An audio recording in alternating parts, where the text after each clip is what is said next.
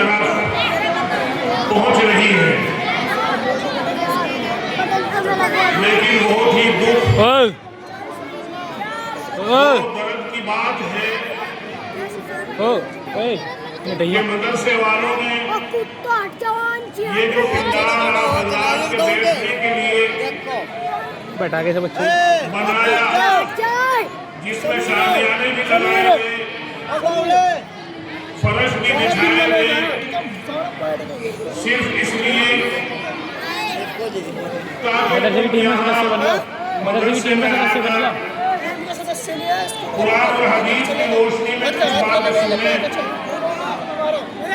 اے جناب، اور ان کو سننا اے اپنی زندگیوں کو بدلیں۔ جناب، اے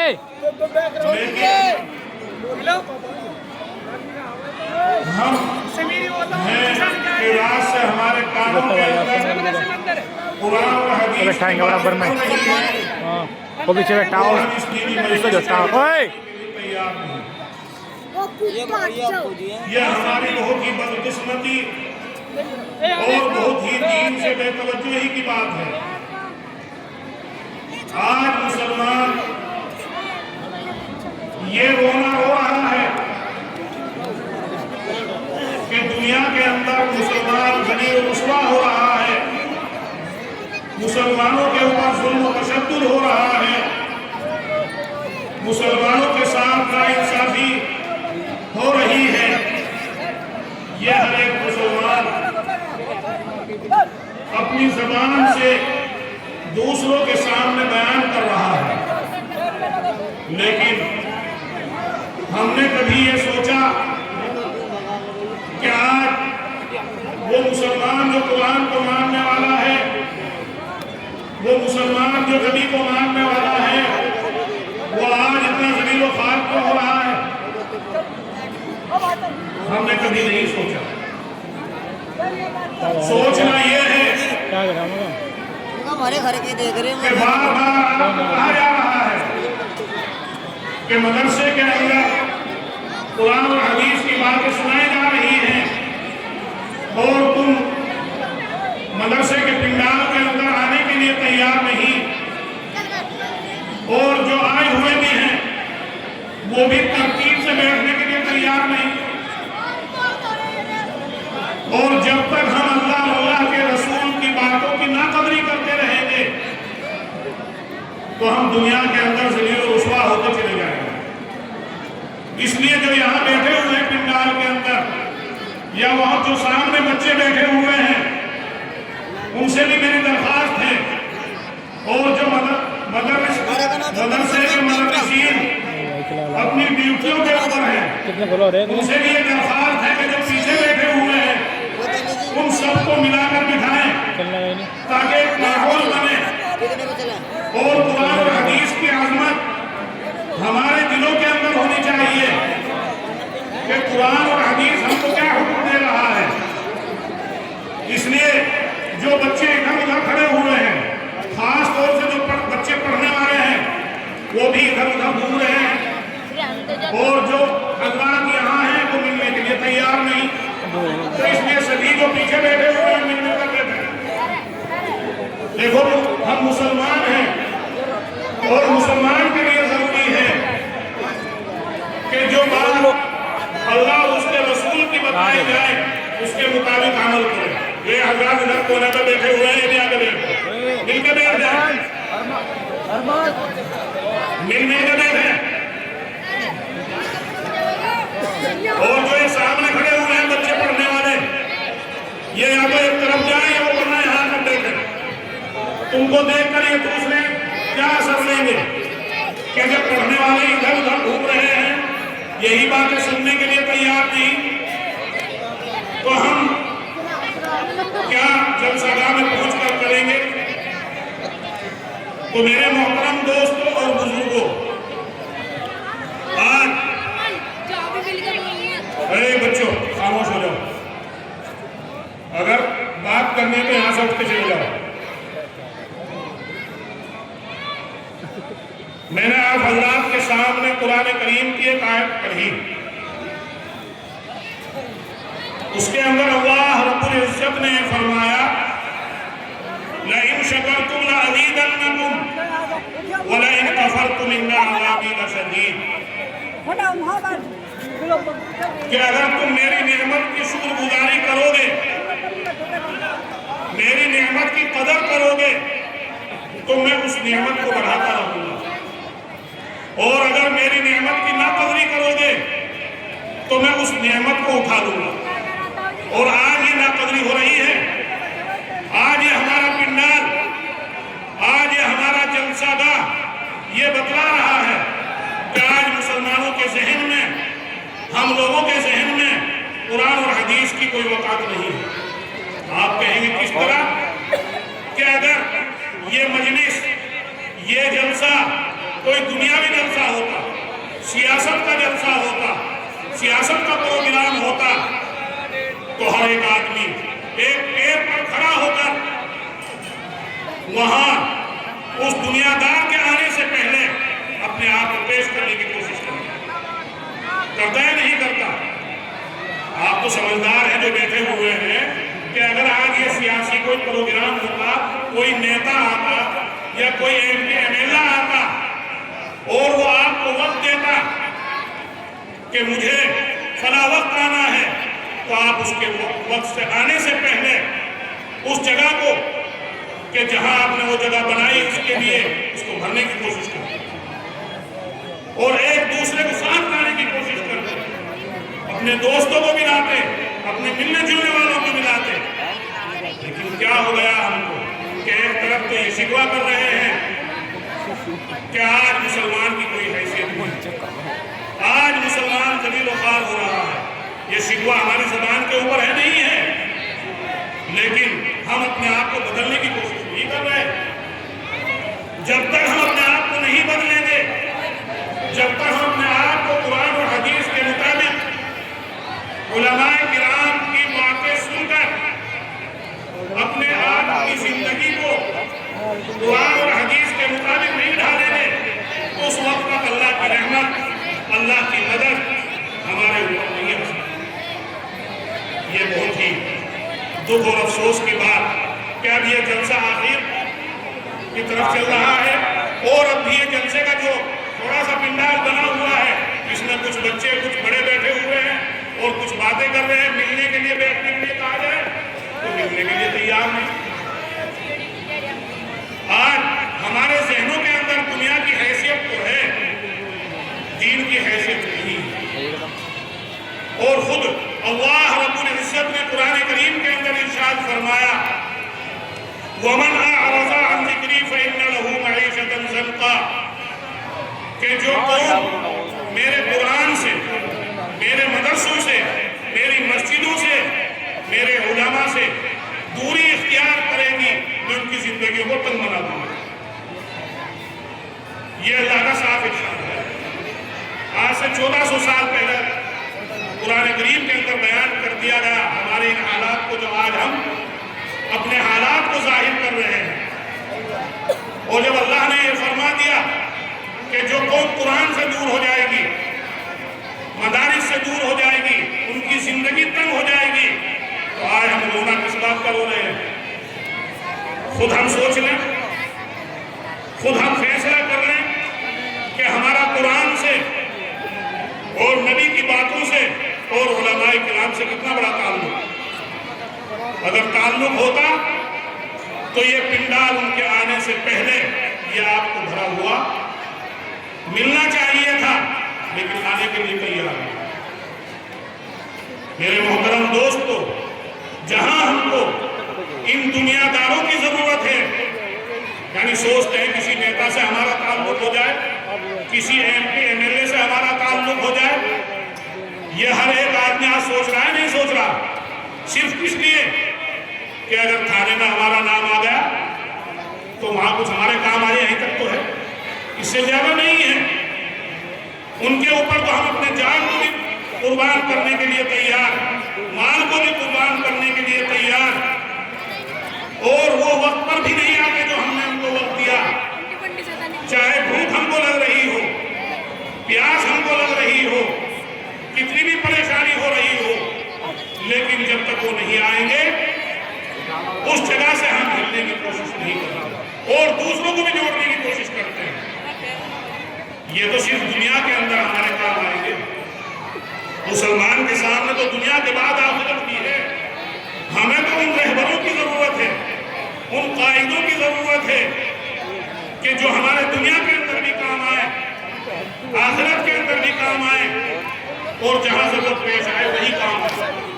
اور وہ کون ہے؟ وہ ہے علماء کرام, وہ ہے نبی کریم صلی اللہ علیہ وسلم کے وارث, کہ جو کل قیامت کے میدان کے اندر اگر ہمارا نیکیوں کا پلڑا ہلکا رہ گیا تو ہم کل ان کا ہاتھ پکڑ کر یہ کہہ سکتے ہیں کہ نگلے کے اندر جلسہ ہو رہا تھا اور وہاں دین کی باتیں تم بتلا رہے تھے, اور ہم اللہ کے رسول کی محبت میں آپ کی باتیں سن رہے تھے, تم ہم کو چھوڑ کر کہاں جا رہے ہو. تو انشاءاللہ جب اللہ ان کے لیے جنت میں جانے کا فیصلہ فرمائے گا تو ان کی سفارش سے اللہ ہمارا بھی بیڑا پار کر دے گا. لیکن آج ہمارا پہیا بجائے آگے کے چلنے کے پیچھے کو ہٹتا ہوا نظر آ رہا ہے. اس لیے میری آواز جہاں تک جا رہی ہے, سبھی گاؤں والوں سے گزارش ہے, درخواست ہے کہ اللہ کا واسطہ دے کر قرآن اور حدیث کی بے قدری نہ کیجیے. قرآن اور حدیث کی بے قدری ایسی چیز ہے کہ اللہ کو ہماری کوئی ضرورت نہیں, اللہ اس نے کئی ضرورت کر لے جائے. آپ سبھی کو معلوم ہے کہ سب سے پہلے یہ دین مکے کے اندر آیا, مکے سے مدینے کے اندر پہنچا, اور وہاں سے پھر عراق کے اندر پہنچا, اور وہاں سے چلتے چلتے پھر فارس, اس کو آج ہم ایران کہتے ہیں, وہاں پہنچا, اور وہاں سے چل کر پھر یہ روس کے اندر پہنچا. میں مختصر تاریخ آپ لوگوں کو سنا رہا ہوں کہ جنہوں نے بے قدری کی, ناقدری کی, تو یہ علم, یہ قرآن اپنی جگہ چھوڑ کر چلا گیا اور وہ دنیا کے اندر ذلیل و خوار ہوتے چلے گئے. تاریخ کی کتابوں کے اندر آتا ہے کہ روس, جو بڑے لوگ بیٹھے ہوئے جانتے ہیں کہ امریکہ سے پہلے سپر پاور روس, امریکہ یا سپر پاور ہوا, روس کی سپر پاور تھی. اور روس وہ ملک ہے کہ جہاں بڑے بڑے علماء پیدا ہوئے.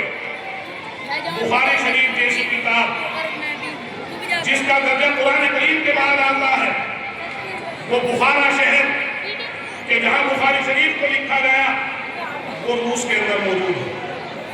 اور بخاری کے ساتھ ساتھ ایک کتاب ہے مسلم شریف حدیث کی, اس کا درجہ بھی بخاری کے قریب ہے, وہ بھی وہیں جا کر لکھی گئی. تو آپ اس سے اندازہ لگا لیجیے کہ کتنا بڑا علمی مقام, کتنا بڑا علمی مرکز روس کے اندر اس وقت ہوگا کہ اتنے بڑے بڑے علماء وہاں پیدا ہوئے.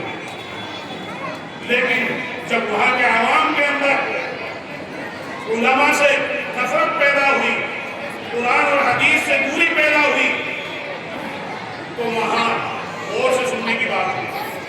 تو وہاں پھر 80 سال کا عرصہ ایسا گزرا کہ کوئی بھی مسلمان کھلم کھلا اللہ کا نام نہیں لے سکتا. مدارس کو بھی بند کر دیا گیا, مساجد کو بھی بند کر دیا گیا. کس طرح کہ یہ عیار قوم, مکار قوم, جو انگریز, اس کو ہم انگریز کہتے ہیں, انہوں نے اپنی ایک میٹنگ کی, اور میٹنگ کے اندر انہوں نے مشورہ کیا کہ اسلام کو یا دین اسلام کو یا ان کے علماء کو, مدارس کو کس طرح ختم کیا جا سکتا ہے. یہ انہوں نے ایک مشورہ کیا.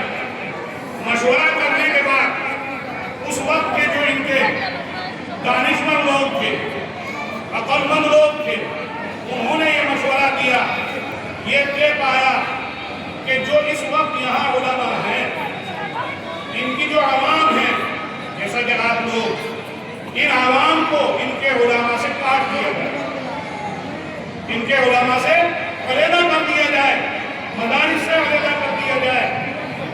تو اس وقت ہم ان کے اوپر اپنا سکہ جما سکتے ہیں, ہم ان کے اوپر قابو پا سکتے ہیں.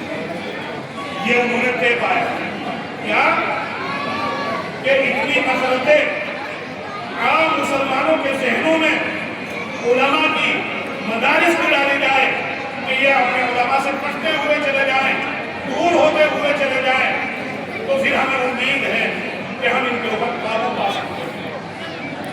ये उन्होंने एक मंसूबा बनाया, फिर आपस में मशवरा हुआ एक काम किस तरह हो सकता है।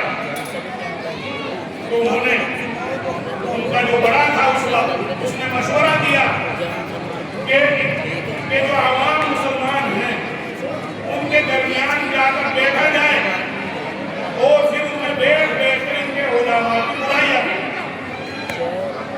की बुराइयां की जाए, इमामों की बुराइयां की जाए, मदारिस की बुराइयां की जाए।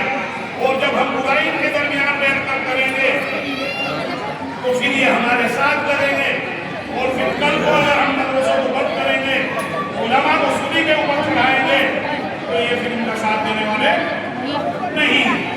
ये कहाँ हुआ? ये उस रूस के अंदर हुआ कि जहाँ बड़े बड़े उलमा ने हदीस की किताबें चुनाचे ऐसा ही हुआ कि आम मुसलमानों में बैठ कर उन्होंने उलमा की कुरान और हदीस की ऐसी बातें उनके सामने पेश की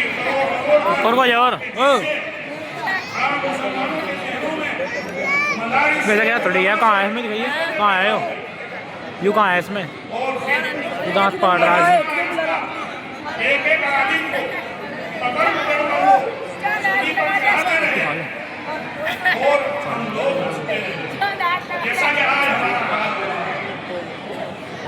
हाल हो रहा है नहीं हो रहा नहीं हमारा हाल ये पिंडार इस हाल को बतला रहा है, ये जलसा इस हाल को बतला रहा है कि आज हमारा ताल्लुक, आज हमारी निस्बत, आज हमारा जोड़ उलमा से बहुत कमजोर है। न कुरान की बातें सुनने के लिए तैयार, न मदरसों में आने के लिए तैयार। हाँ इतना जरूर है कि जहाँ बैठकों में अगर हम बैठेंगे और वहाँ किसी आलिम की कोई बात चल गई, किसी इमाम की कोई बात चल गई और उसी इमाम के पीछे नियत बात पर हम नमाज भी पढ़ रहे हैं, उसकी बुराइयां शुरू करते हैं नहीं करते। वही तो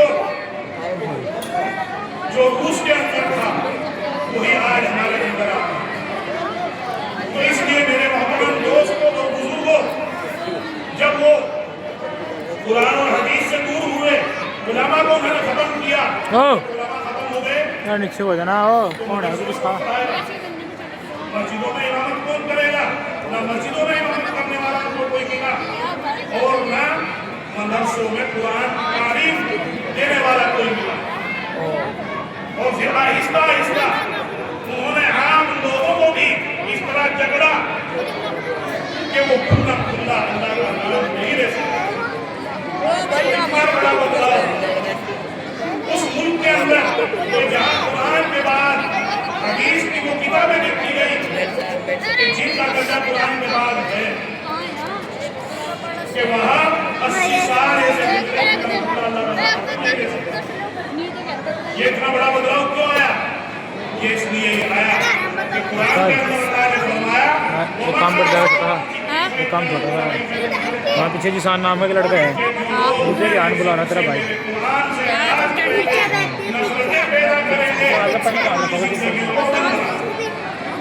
तो आज हमारी जिंदगी पर हो रही है, आज हम अपने आप को तंगी में महसूस कर रहे हैं नहीं कर रहे। इसकी वजह क्या है? इसकी वजह यही है कि कुरान से हम दूर हो गए, उलमा से हम दूर हो गए।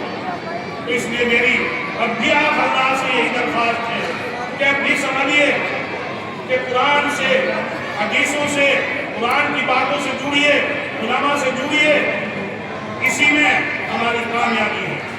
अगर हम किसी तरह दूर होते चले गए तो फिर हम नाकामी होते चले गए। तो जो हज़रात पीछे बैठे हुए हैं वो आगे मिल गए। देखिए मस्जिद के अंदर जमात होती है, सफ़े मिलकर होती है नहीं होती? और अगर दरमियान में सब रह जाए तो अगर किसी आलिम से किसी मुफ्ती से आप फतवा पूछेंगे कि अगर एक सब छोड़कर दूसरी सब में एक बात की नमाज नहीं होगी और हम यहाँ एक उधर बैठा है, एक उधर बैठा है, पीछे बैठे हैं, मिलने के लिए तैयार नहीं। देखो ये दीनी मजलिस है, दीनी मजलिस का अहतराम हमारे जिम्मे से होती है। मैंने आप हजरात के सामने ये तो तमहीद के तौर पर मैंने आप हजरात को इस तरह तवज्जो दिलाई कि अगर हमने दीन की, कुरान की नाकदरी की तो फिर अल्लाह इस दीन की खिदमत को कहीं पहुंचा देगा। इस तरह रूस के अंदर से दीन खत्म हुआ तो अल्लाह ने वहां के लोगों को खत्म कर दिया जब उन्होंने दीन की कदर नहीं की। तो इसी तरीके से अगर आज हम भी कुरान और हदीस की कदर नहीं करेंगे तो अल्लाह को हमारी कोई जरूरत नहीं है। अल्लाह इस दीन की खिदमत किसी और से करेगा। अगर बादशाह का कोई खिदमतगार है और वो बादशाह के ऊपर एहसान जताने लगे तो मैं बादशाह की खिदमत कर रहा हूं तो उसका एहसान जताना बेकार। क्यों? वो बादशाह है, वो खिदमत किसी और से भी ले सकता है। वो तो बादशाह ने किसी को भेज देना होगा ना कि बादशाह ने अपनी खिदमत के लिए उसे कबूल कर रखा। अरे किसी को भेज देना होगा। तो मैंने नबी करीम सल्लल्लाहु अलैहि वसल्लम की हदीस पढ़ी, उसके अंदर नबी करीम सल्लल्लाहु अलैहि वसल्लम ने फरमाया कि अन-नज़्रु इलल काबति इबादत, कि काबे की तरफ देखना भी इबादत है।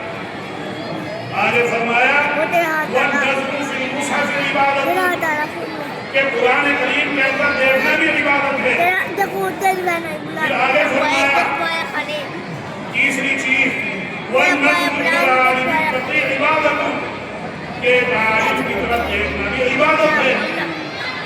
और फिर आगे फरमाया वन-नज़्रु इलल वालिदैन इबादत, के माँ बाप की तरफ मोहब्बत की नजर से देखना ये भी इबादत है। तो आज अगर हम नमाज पढ़ते हैं उसके अंदर भी हमें कोशिशें करनी पड़ती है, कपड़े को साफ रखना पड़ता है, वजू करनी पड़ती है, मस्जिद में जाना पड़ता है, तब जाके उस इबादत को हम करेंगे, उस वक्त सवाब मिलेगा। लेकिन काबे के बारे में क्या फरमा दिया कि उसका देखना नहीं इबादत है। तवाफ करेंगे उसमें भी हमें मेहनत करनी पड़ेगी और दूसरा अरकान करेंगे उसमें भी मेहनत करनी पड़ेगी। लेकिन काबे की तरफ अगर नजर लगाकर भी हमने बैठ गए, उसकी तरफ देखते रहे तो सवाब हमारे नामाए अमाल में लिखा जाता है।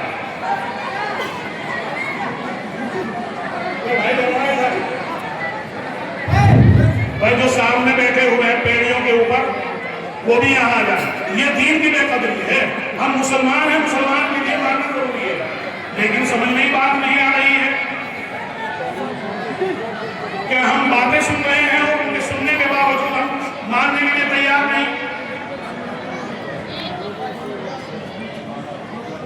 ये मस्जिदें हमारी, ये काबे की बेटियां हैं। हम नमाज जो पढ़ रहे हैं मस्जिदों के अंदर, ये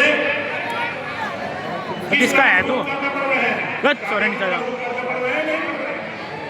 लेकिन हम मुसलमान होने के बावजूद इनकी तरफ अपनी नजर मोहब्बत में डालते नहीं डालते नहीं डालते। और यान के अंदर अज़ान हो रही है हय्या अलस सलाह हय्या अलल फलाह, कि आओ कामयाबी की तरफ, आओ यान की तरफ, आओ नमाज की तरफ। लेकिन कानों से मोबाइल लगा हुआ है कि कामयाबी तो हमारी कामयाबी तो हमारी दुकानों के अंदर है, कामयाबी तो हमको अपनी खेतियों के अंदर चमक रही है। लेकिन याद रखिए कि असल कामयाबी जो है वो आखिरत की कामयाबी है, और आखिरत की कामयाबी हमको उसी वक्त मिलेगी जबकि हम मैं भेज रहा हूँ 5-4 मिनट पड़ेगा, भेज रहा तू पकड़े बैठ भेज रहा। अल्लाह ने फरमा दिया आज हम ये सोचते हैं कि हम नमाज भी नहीं पढ़ रहे, हम अच्छा काम भी नहीं कर रहे, और हम कोठियों के मालिक हो गए, हम बड़ी बड़ी जायदाद के मालिक हो गए, बड़ी बड़ी हमारे पास हमारी जिंदगी तक हो गई। जब अल्लाह ने फरमा दिया कि चले जाओगे तुम्हारी जिंदगी कम हो जाएगी। مول صاحب ابو बहुत से सोचते हैं हमारी जिंदगी कहाँ اور تو میں اندر مول صاحب دے دیں مجھے دیکھ अच्छे کھانے کھا رہے ہیں, اچھا لباس پہن رہے ہیں. یاد رکھیے کہ زندگی کم بنانے کے اللہ کی طرف سے مختلف طریقے ہیں. اللہ نے اپنی نافرمانی کے باوجود, بھائی جو بیٹھے ہوئے ہیں توجہ سے, بہت سے ایسے ہیں سامنے بیٹھے ہوئے, میں بیان کر رہا ہوں میرے سامنے نظر ہو جاتا, کسی کی ادھر کسی کی ادھر. یہ قرآن زبان میری ہے لیکن میں قرآن اور حدیث کی بات سنا رہا ہوں. تو اللہ نے اپنی نافرمانی کے باوجود ہم کو اولاد دے دی, بہت زیادہ اولاد دے دی, خاندان بڑا ہو گیا. جب نمبر آتا ہے گاؤں کے اندر کسی بات پر تو ہم دنگلاتے ہوئے چل رہے ہیں کہ ہمارا خاندان بڑا ہے, میرے اتنے لڑکے ہیں, اتنی لڑکیاں ہیں. میری زندگی کہاں تک؟ یاد رکھیے اولاد تو دے دی لیکن اولاد نافرمان. لڑکے کو جب کہا جاتا ہے کہ بھائی فلاں کام کر لے, وہ بات سننے کے لیے تیار نہیں. ماں جب لڑکی کو کہہ رہی ہے کہ فلاں کام کر لے تو وہ لڑکی بات ماننے کے لیے تیار نہیں.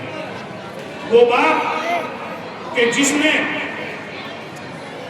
اپنی داڑھی کما کر اس کو بڑا کیا, اس کے عیش و آرام کی چیزوں کو تیار کیا, وہ اس کی بات ماننے کے لیے تیار نہیں. آج یہ ماحول ہمارے اندر ہے نہیں ہے کہ بیٹا باپ کی بات ماننے کے لیے تیار نہیں, لڑکی ماں کی بات ماننے کے لیے تیار نہیں. تو زندگی تک ہے نہیں ہے. مال و دولت بہت, سب چیزیں بہت, لیکن ذہن کے اندر ٹینشن کہ جس کے لیے میں نے اتنا کیا وہ میری بات ماننے کے لیے تیار نہیں. یہ نتیجہ کس بات کا ہے؟ یہ نتیجہ اسی بات کا ہے جو اللہ نے فرما دیا وَمَا أَعْرَضَ عَنْ ذِكْرِي فَإِنَّ لَهُ مَعِيشَةً ضَنْكًا, کہ جو قوم میرے ذکر سے اعراض کرتی ہے, میرے قرآن سے نفرت کرتی ہے, میں ان کی زندگی کو تنگ بنا دیتا ہوں. ایک زندگی تنگ بنانے کی یہ صورت بھی ہے جو میرا ابھی آپ حضرات کے سامنے بیان فرمائی کہ اولاد نہ فرمائی. دوسری یہ کہ اللہ نے اپنی نافرمانی کے باوجود مال کو دے دیا لیکن کسی بڑی بیماری میں مبتلا کر دیا. اب وہ جب کسی ڈاکٹر کے پاس پہنچتا ہے, کسی اسپتال کے اندر پہنچتا ہے, تو وہاں ڈاکٹر پابندی لگا دیتے ہیں کہ یہ چیز تم نہیں کھا سکتے ہو, یہ چیز تم استعمال نہیں کر سکتے ہو. تو دیکھیے مال موجود لیکن مال سے فائدہ نہیں ہو رہا ہے. زندگی تنگ ہے نہیں ہے؟ زندگی تنگ ہے. تو یہ صورت بھی آج ہمارے سامنے موجود ہے. اسی طریقے سے نبی کریم صلی اللہ علیہ وسلم نے یہ فرمایا, جب صحابہ نے سوال کیا کہ اللہ کے رسول قیامت کب آئے گی, تو آپ صلی اللہ علیہ وسلم نے فرمایا کہ قیامت کا علم تو اللہ کو ہے. تو پھر صحابہ نے عرض کیا کہ اللہ کے رسول کچھ نشانی بتا دیجیے کہ قیامت کی نشانی کیا ہوگی. تو آپ صلی اللہ علیہ وسلم نے فرمایا کہ جب اولاد اپنے ماں باپ کو ذلیل و رسوا کرے گی, جب اولاد اپنے ماں باپ کو گانے لگے گی, جب مسجدوں کے اندر سے شور کی آواز آنے لگے گی, جب ہر گھر کے اندر سے گانے بجانے کی آواز آنے لگے گی, یہ قیامت کی نشانیوں میں سے ایک نشانی ہے. تو آج دیکھ لیجیے کہ آج ہم اپنے ماں باپ کو ذلیل کر رہے ہیں, نہیں کر رہے, رسوا کرتے ہیں, نہیں کرتے. ان کی بات جب ہم نہیں مان رہے ہیں تو وہ ذلیل ہو رہے ہیں, نہیں ہو رہے. یہ قیامت کی نشانیوں میں سے ایک نشانی ہے. تو میرے محترم دوستوں اور بزرگوں, آج ہمیں اپنے معاشرے کو, آج ہمیں اپنے سماج کو, آج ہمیں اپنے گھر کو سب سے زیادہ دیندار بنانے کی ضرورت ہے. جب تک ہم اپنے ماحول کو دیندار نہیں بنائیں گے, اپنے گھروں کو دیندار نہیں بنائیں گے, اس وقت تک ہماری اولاد ہمارے حقوق کو پہچاننے والی نہیں بنے گی.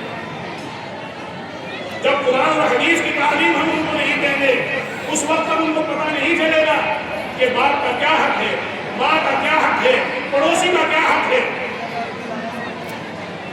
اور جب ہم نے ان کو مدرسوں سے اور قرآن سے دور رکھا تو پھر ہم شکایت کریں کہ ہماری اولاد ہمارا کہنا نہیں مانتی، تو جہاں ان کی غلطی ہے، جو شروع میں ہمارے اوپر اس کا ایک فریضہ تھا دینی تعلیم دلانے کا، وہ ہم نے ادا نہیں کیا، اس لیے اس کے اثرات ہمارے سامنے آ رہے ہیں۔ قرآن اور حدیث دینی تعلیم کے علاوہ دنیاوی تعلیم حاصل کرنے کے لیے منع نہیں فرما۔ دنیاوی تعلیم آپ خوب حاصل کیجیے، جہاں ہمیں علماء کی ضرورت ہے وہاں ہمیں ڈاکٹروں کی بھی ضرورت ہے، وہاں ہمیں انجینئروں کی بھی ضرورت ہے، وہاں ہمیں ججوں کی بھی ضرورت ہے، وہیں ہمیں وکیلوں کی بھی ضرورت ہے۔ ہر میدان کے اندر مسلمان ہونا چاہیے، لیکن یہ یاد رکھیے کہ سب سے پہلے ہم مسلمان ہونا چاہیے، اور مسلمان سب سے پہلے، جبکہ ہم سب سے پہلے اپنے بچوں کا ذہن، اپنا ذہن قرآن اور حدیث کے مطابق بنائیں، اس کے بعد میں جس بھی لائن میں ہو جائے گا انشاءاللہ سب کے حقوق کو وہ سمجھنے والا بنے گا اور سب کے حقوق کو ادا کرنے والا بنے گا۔ لیکن آج ہم بہت ہی افسوس کے ساتھ یہ کہتے ہیں کہ جتنا علم بڑھتا ہوا جا رہا ہے، جتنا دین کی باتیں گھروں کے اندر پہنچتی ہوئی جا رہی ہے، اتنا ہی ہم عمل کے اندر پیچھے ہیں۔ جب تک عمل نہیں ہوگا اس وقت تک چاہے ہم حافظ بن جائیں، چاہے مولوی بن جائیں، چاہے کتنی بھی بڑی ڈگری ہم حاصل کر لیں، اگر عمل ہمارے پاس نہیں ہے تو سمجھے سب کچھ بیکار۔ میں نے بتایا آپ کو کہ حدیث کے اندر اللہ کے رسول نے فرمایا وَالنَّظْرُ فِي الْمُصْحَفِ عِبَادَةٌ، کہ قرآن کے اندر دیکھنا بھی کیا ہے؟ عبادت ہے۔ قرآن کے اندر دیکھنا بھی کیا ہے؟ عبادت ہے۔ پڑھنے کے اندر تو محنت کرنی پڑتی ہے، لیکن اگر ہم پڑھے ہوئے بھی نہیں ہیں، ہم وضو کر کے قرآن کریم کو کھول کر دیکھیں، اس کے اوپر انگلیاں پھیرتے رہے کہ یہ بھی میرے اللہ نے صحیح کہا، یہ بھی میرے اللہ نے سچ کہا، اس کے اوپر بھی ثواب ملے۔ ہے کوئی ایسی چیز کہ صرف دیکھنے سے اس کے اوپر کچھ مل جائے؟ نہیں ہے۔ لیکن قرآن جو ہمارے پاس دولت ہے، اس کے بارے میں نبی کریم صلی اللہ علیہ وسلم نے بتایا کہ اس کا دیکھنا بھی عبادت، سننا بھی عبادت، پڑھنا بھی عبادت، لیکن سننے کے لیے بھی وقت چاہیے، پڑھنے کے لیے بھی وقت چاہیے، لیکن دیکھنے کے لیے تو زیادہ وقت کی ضرورت نہیں ہے۔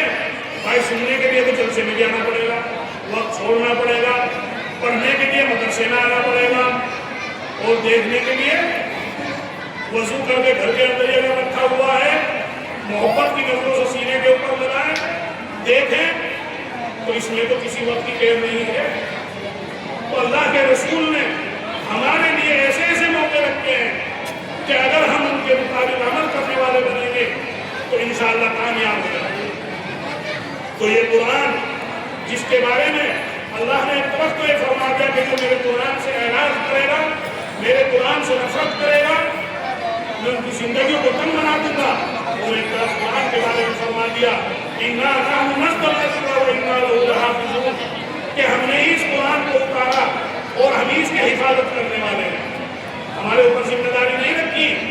آپ دیکھ لیجئے کہ توریت حضرت موسیٰ علیہ السلام کے اوپر اتاری گئی، انجیل حضرت عیسیٰ علیہ السلام کے اوپر اتاری گئی، لیکن اتارنے کے بعد ان کتابوں کی ذمہ داری اسی قوم کے اوپر رکھ دی گئی تھی کہ اس کی حفاظت بھی تو نہیں کرنی ہے۔ اس لیے آج اگر وہ اصل توریت آپ تلاش کرنا چاہیں گے جو حضرت موسیٰ علیہ السلام کے اوپر تو آپ کو نہیں ملے گی۔ وہ انجیل کہ جو حضرت عیسیٰ علیہ السلام کے اوپر اتری تھی، اس کو آپ تلاش کرنا چاہیں گے تو نہیں ملے گی۔ لیکن قرآن کو اتار کر اس کی حفاظت کی ذمہ داری ہمارے اور آپ کے اوپر نہیں رکھی اللہ نے، بلکہ کیا فرمایا کہ ہم نے اس کو اتارا اور ہم اس کی حفاظت کرنے والے ہیں۔ اسی سے آپ ایک نقطہ سمجھیے کہ جب اللہ نے قرآن کی حفاظت کی ذمہ داری لے رکھی ہے تو جو قرآن سے جڑ جائے گا، جس کا عمل قرآن کے مطابق ہوگا، تو کیا اس کی ذمہ داری اللہ کے ذمہ نہیں ہوگی؟ کیا اللہ اس کی حفاظت نہیں کرے گا؟ کیا اللہ اس کو اس دنیا کے اندر ذلیل و خوار کرے گا؟ ایسا ہرگز نہیں ہو سکتا، کیونکہ جب اللہ قرآن کی حفاظت کرے گا، جن سینوں کے اندر قرآن ہوگا، جن کا عمل قرآن کے مطابق ہوگا ان کی حفاظت بھی اللہ کے ذمہ ہوگی. تو کس طرح اس کو ایک مثال سے سمجھیے. مثال کے طور پر آپ کے پاس قیمتی چیز ہے. قیمتی چیز کیا ہے؟ آج کے دور کے اندر سونا چاندی روپیہ. تین چیزیں تو ہیں، سونا چاندی اور روپیہ. اسی کو تو قیمتی چیز سمجھتے ہیں. اب اگر ہمارے پاس وہ قیمتی چیز ہے اور اس کو جس چیز کے اندر ہم رکھیں گے اس کی حفاظت کریں گے نہیں کریں گے؟ اصل تو حفاظت کس چیز کی کرنی ہے؟ سونے کی، چاندی کی، روپیے کی.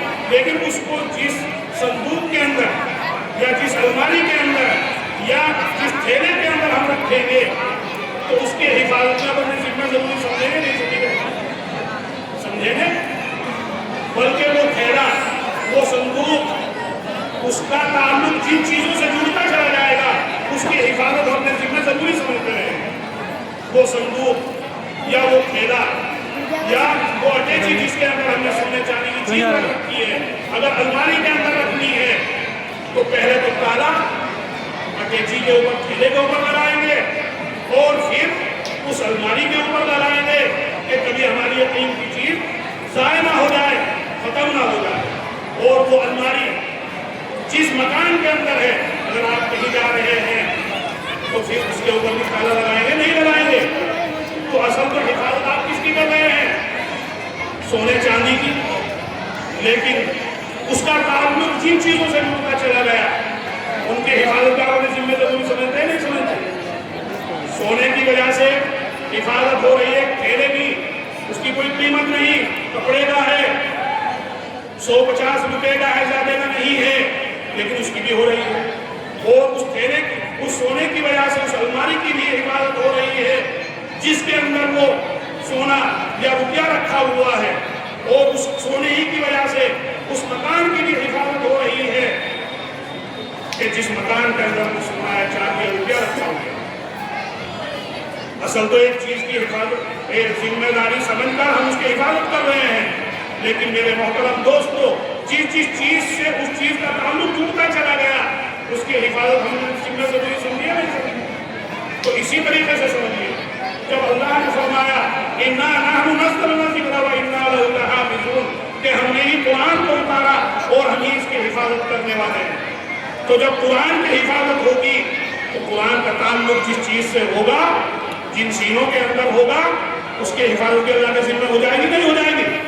تو آج جو ہم اپنے اوپر ظلم و تشدد دیکھ رہے ہیں یا اپنے آپ کو یہ سمجھ رہے ہیں کہ ہماری کوئی حیثیت نہیں ہے، اس کی وجہ یہی ہے وَمَنْ أَعْرَضَ عَنْ ذِكْرِي فَإِنَّ لَهُ مَعِيشَةً ضَنكًا کہ جو قوم میرے ذکر سے اعراض کرتی ہے میں ان کی زندگی کو تنگ بنا دوں گا. ورنہ قرآن کو ایسے دو ہے کہ جو اس سے جڑتا چلا جائے گا اس کی حفاظت نہ کریں. تیسری چیز، دو چیزیں بتلائیں آپ کو کہ کعبے کی طرف دیکھنا عبادت، قرآن کی طرف دیکھنا عبادت، سننا پڑھنا یہ تو عبادت ہے ہی.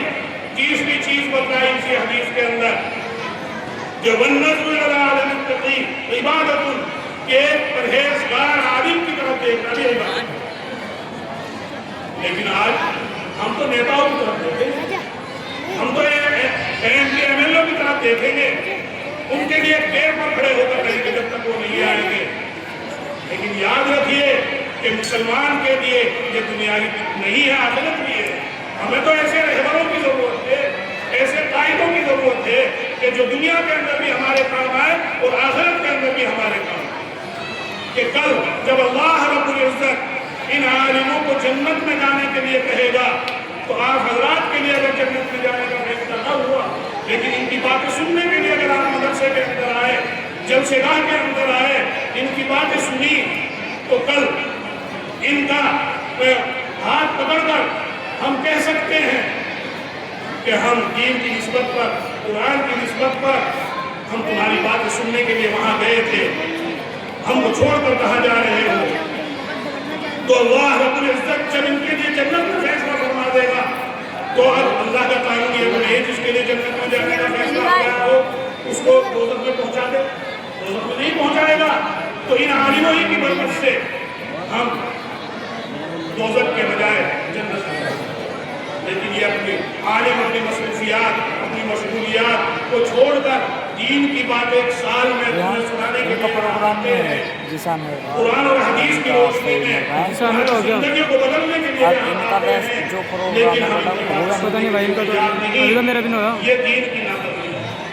اور جب دین کی ناقدری ہم کریں گے، اللہ نے قرآن کی دوسری آیت کے اندر فرما دیا لَإِن شَكَرْتُمْ لَأَزِيدَنَّكُمْ وَلَئِن كَفَرْتُمْ إِنَّ عَذَابِي لَشَدِيدٌ کہ اگر تم میری نعمتوں کی ناشکری کرو گے، میری نعمتوں کی ناقدری کرو گے، تو میری پکڑ بہت سخت ہے۔ اللہ فرما رہا ہے میری پکڑ کیا ہے؟ بہت سخت۔ کبھی وہ پکڑ آتی ہے بادشاہوں کی شکل میں، کبھی وہ پکڑ آئے گی حاکموں کی شکل میں، کبھی وہ پکڑ آئے گی مال کو ختم کرنے کی شکل میں، کبھی وہ پکڑ آئے گی اولاد کو ختم کرنے کی شکل میں۔ مختلف طریقے سے ہماری پکڑ آ رہی ہے، لیکن پھر بھی ہم سمجھنے کے لیے تیار ہیں۔ چوتھی چیز اس حدیث کے اندر فرمائی، یہ تین چیزیں تو ضمناً میں نے فرمائی، اصل جو بات بتلائی تھی یہ جو چوتھی چیز ہے وہ آپ کو بتلانی ہے۔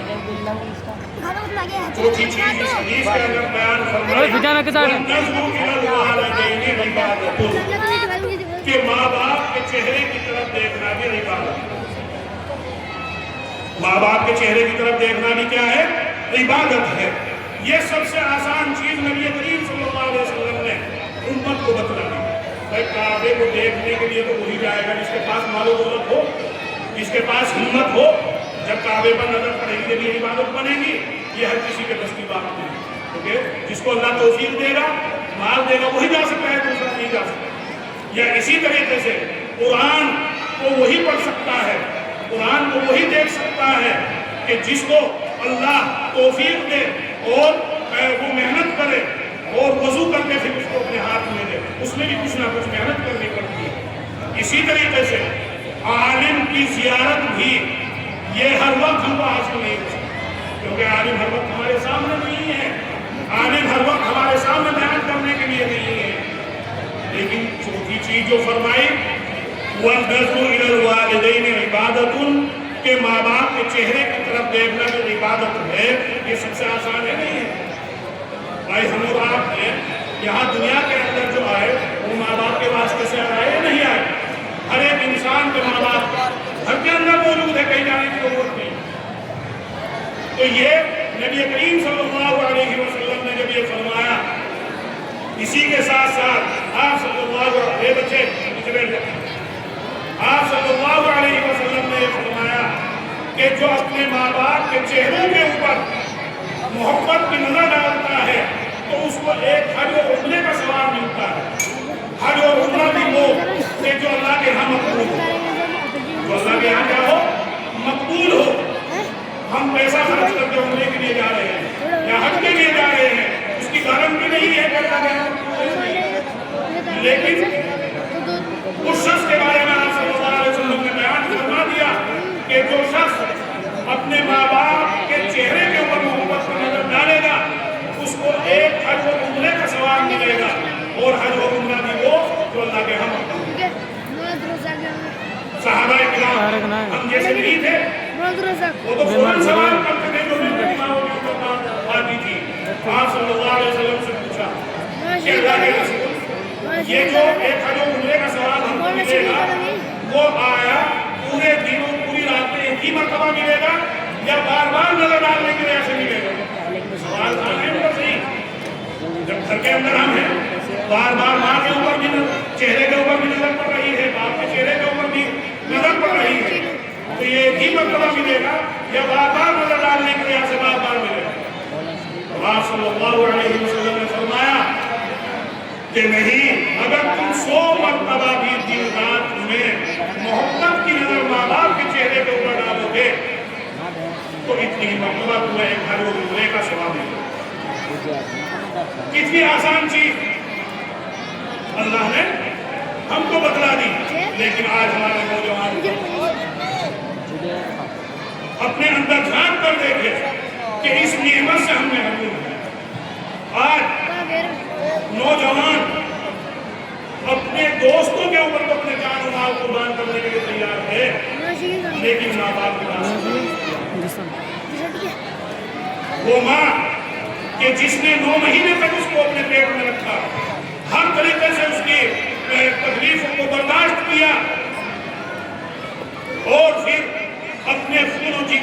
بیان ہے اس کو دودھ پلایا، وہ ماں اور وہ باپ کہ جس نے اپنی داڑھی کمائی کر کے اس کو بڑا کیا، اس کے عیش و آرام کی چیزوں کو تیار کیا، وہ اس کو آواز لگاتا رہتا ہے، وہ اس کو کام کے لیے کہتا رہتا ہے، لیکن ماننے کے لیے تیار ہے نہیں یہ بات ہے؟ تو میرے محترم دوستوں اور بزرگوں، اللہ نے سب سے آسان چیز ہمارے لیے ماں باپ کی دولت دی۔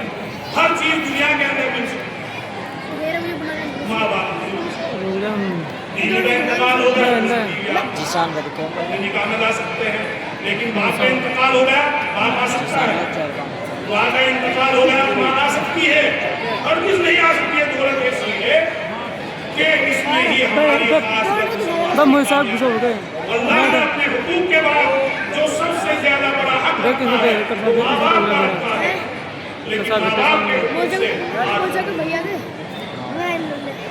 ایک قصہ میرے ذہن میں آیا۔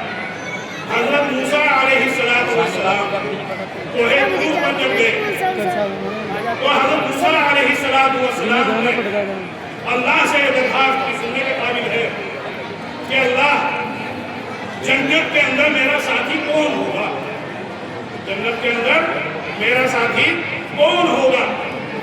تو آواز آئی کہ جنت کے اندر ہے موسیٰ تمہارا ساتھی وہ قصائی ہوگا جو اپنی دکان کے اوپر گوشت کو بیچ رہا ہے،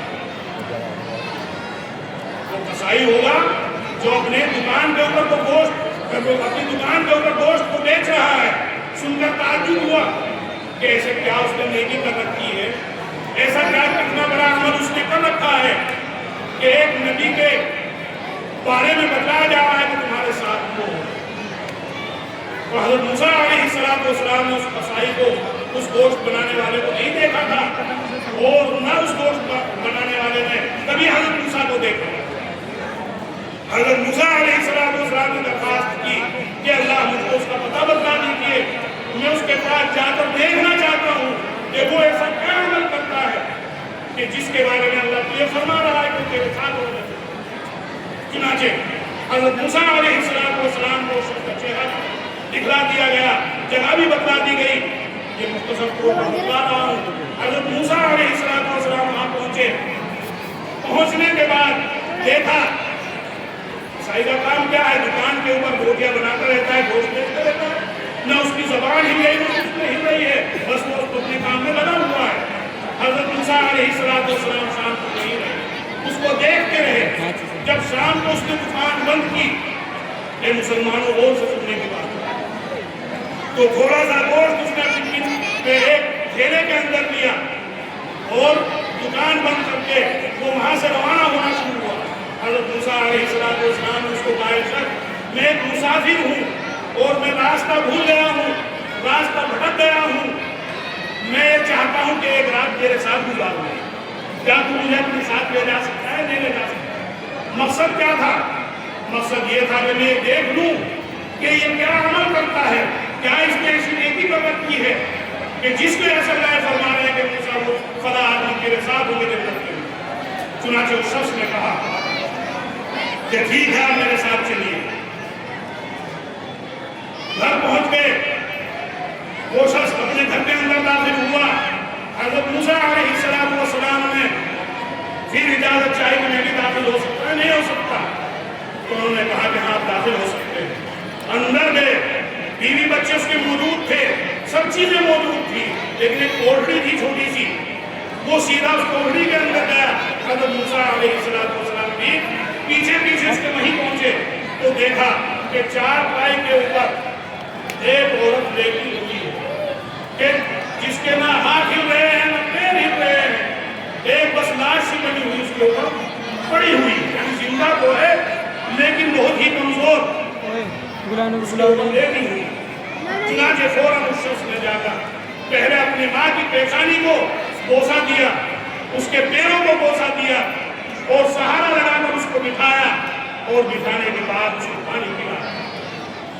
پانی پلانے کے بعد اب اس شخص نے، اس قصائی نے وہ گوشت جو اپنے ساتھ لیے ہوئے تھا اس کو پکانے کے لیے وہ اپنے باورچی خانے کے اندر نہ اپنی بیوی کو کہا نہ اپنے بچوں کو کہا، بیوی نے بھی کہا کہ ہم اس کو پکا دیں گے، ہم پکا کر کھلا دیں گے۔ لیکن کیا جواب دیتا ہے وہ ایک عام آدمی ہم جیسا؟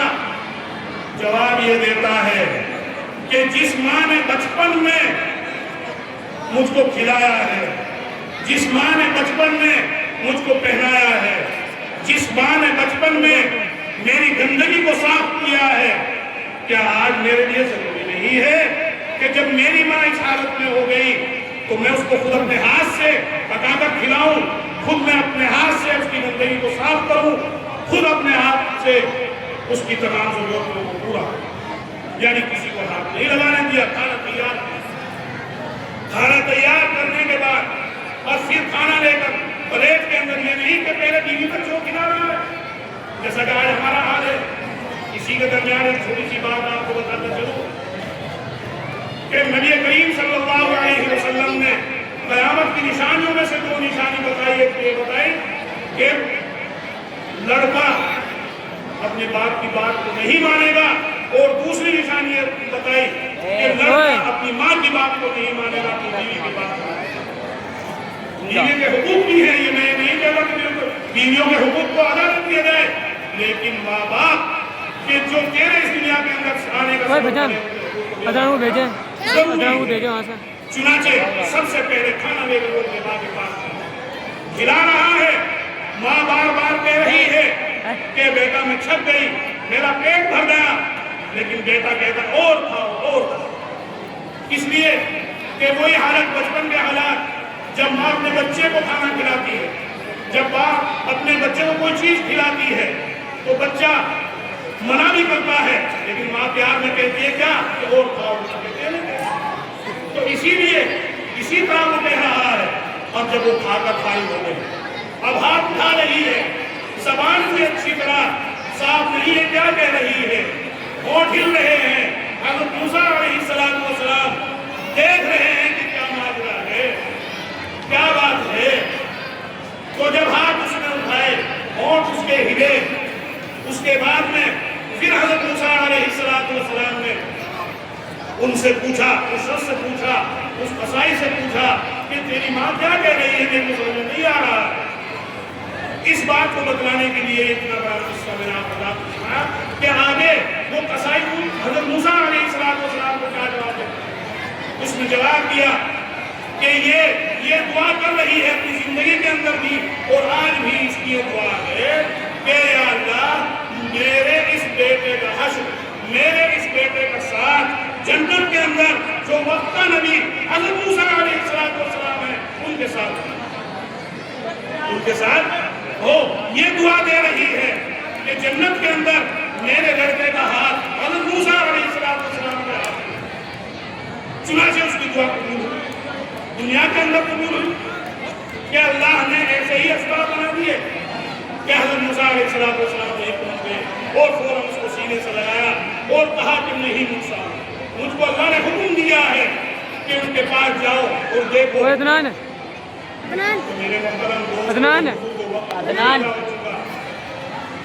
اس قصے سے آپ نے کیا سبق حاصل کیا؟ اس سے یہ سبق حاصل کو کرنا ہے، حاصل کرنا ہے کہ ماں باپ کی خدمت کرنا یہ ہمارے لیے بہت ضروری چیز ہے۔ اس سے ہی ہماری جنت بھی بنتی ہے اور اس سے ہی ہماری جنت بھی بنتی ہے۔ اگر ہم ان کو ناراض کریں گے تو دوزخ میں جانے کا سبب ہو سکتا ہے، اور اگر ان کو راضی کریں گے تو انشاءاللہ جنت میں ہم جائیں گے۔ تو اللہ رب العزت نے نبی کریم صلی اللہ علیہ وسلم کی زبانی ہم کو بہت چیزیں ایسی عطا فرمائی کہ جس میں کچھ وقت کے خرچ نہیں ہوتا اور اس میں بہت ہمارا فائدہ ہے۔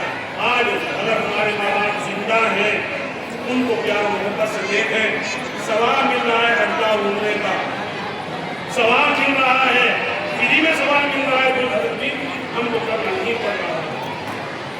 تو نبی کریم صلی اللہ علیہ وسلم نے یہ فرمایا ایک حدیث کے اندر، جب آپ سے سوال کیا گیا، جب ایک شخص نے آپ سے معلوم کیا کہ سب سے بڑا حق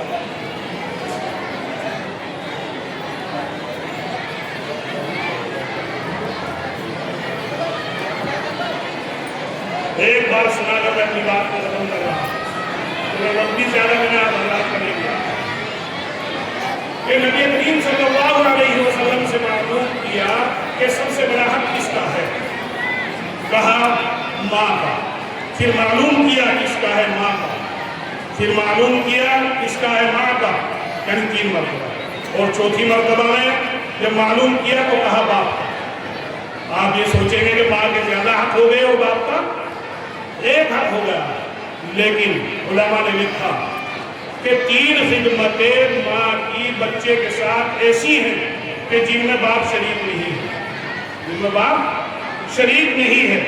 نمبر 1 کہ ماں بچے کو پیٹ میں لیے پھرتی ہے اور باپ اس خدمت کے اندر شامل نہیں ہے. نمبر 2 جس وقت بچہ پیدا ہو رہا ہے اس وقت جو پریشانی ماں کو ہو رہی ہے, جو تکلیف ماں کو ہو رہی ہے, اس میں باپ شریک نہیں ہے. نمبر 3 ماں اپنا دودھ بچے کو پلا رہی ہے اور باپ اس میں شریک نہیں ہے. تو 3 خدمتیں ایسی ہوئی نہ ہوئی کہ جس میں باپ شریک نہیں, اس لیے ماں کے 3 حق رہے اور باپ کا ایک حق رہ گیا. لیکن اسی کے ساتھ ساتھ یہ سمجھ لیجیے, آپ نے سنا ہوگا کہ ماں کے پیروں کے نیچے جنت ہے اور باپ جنت کا دروازہ ہے. اور جب تک دروازہ نہیں کھلے گا تو بتاؤ جنت کے اندر پہنچ جائیں گے؟ نہیں پہنچیں گے. تو جنت کے دروازے کی چابی کس کے ہاتھ میں دے دی؟ باپ کے. جنت پیروں کے نیچے کب آئے گی؟ جب دروازہ کھلے گا. جب تو ہم اندر جنت کے اندر جائیں گے. تو اس سے یہ بھی نہ سمجھا جائے کہ باپ کو ہم کچھ نہ سمجھیں یا ماں کو کچھ نہیں سمجھیں. بہت زیادہ باتیں ہو گئی. میری تو بس سبھی سے یہ درخواست ہے کہ اپنے گھروں کو ہم دیندار بنائیں, اپنے ماحول کو دیندار بنائیں اور قرآن اور حدیث سے تعلق رکھنے والے بنیں. جہاں قرآن اور حدیث کی مجلسیں ہوں ان میں آنے والے بنیں تو اس وقت تو ہماری کامیابی ہے. ورنہ اللہ نے صاف فرما دیا وَمَنْ أَعْرَضَ عَنْ ذِكْرِي فَإِنَّ لَهُ مَعِيشَةً ضَنْكًا, کہ جو قوم میرے ذکر سے, میرے قرآن سے نفرت کرتی ہے میں ان کی زندگیوں کو تنگ بنا دیتا ہوں. اور آج دیکھ لیا کہ بالکل جلسہ ختم ہونے کو اور پنڈال بالکل خالی پڑا ہوا ہے. یہ اس بات کی گواہی دے رہا ہے کہ آج ہمارا تعلق نسبت کمزور پڑ چکی ہے. اگر ہم یہ چاہتے ہیں کہ کامیاب ہوں, علماء سے اپنا تعلق جوڑیں, قرآن سے اپنا تعلق جوڑیں, تو انشاءاللہ دنیا کے اندر بھی ہم کامیاب رہیں گے اور آخرت کے اندر بھی کامیاب رہیں گے. اللہ رب العزت سے دعا ہے کہ اللہ تعالی ہم سبھی کو کہنے سننے سے زیادہ عمل کرنے کی توفیق عطا فرمائے. وآخر دعوانا الحمدللہ رب العالمین.